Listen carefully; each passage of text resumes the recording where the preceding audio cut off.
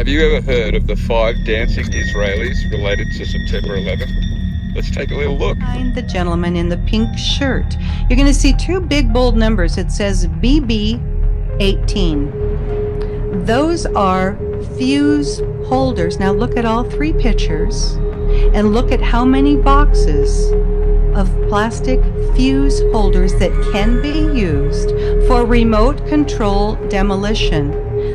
And ask yourself, why would art students from Israel and Austria be having thousands of fuse holders? This building was built in the early 1970s. They weren't electricians.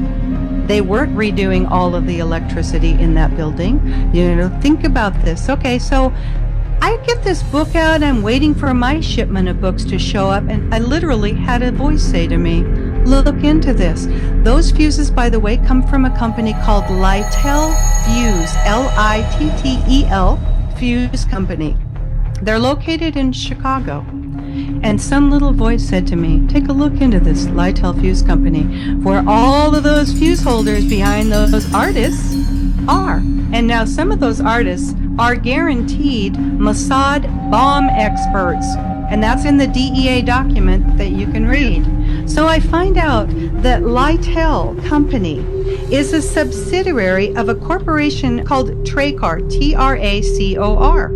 Now Tracor, they went bankrupt and split their company. They were a government contractor. They split them off into Tracor Aviation, Littel Fuse, and Tracor Defense Holdings.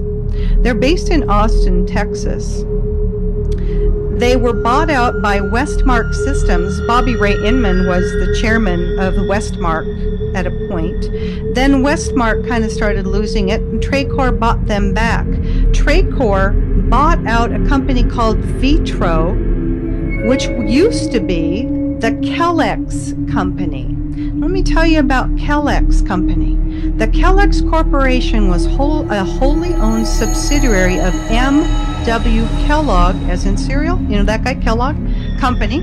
Kellex was formed in 1942 so Kellogg's operation relating to the Manhattan Project could be kept separate and secret. Kel meaning Kellogg and X meaning secret. The new company's goal was to design a facility for the production of enriched uranium through a gaseous diffusion technique.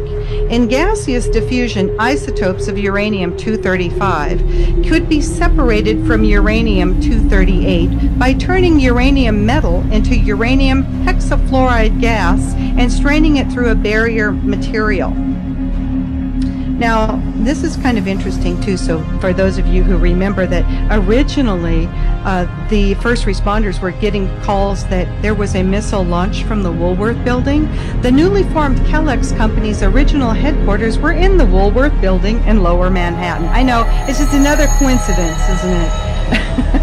They later on moved to Oak Ridge, Tennessee. But now, the Kellex Company, you will know them today.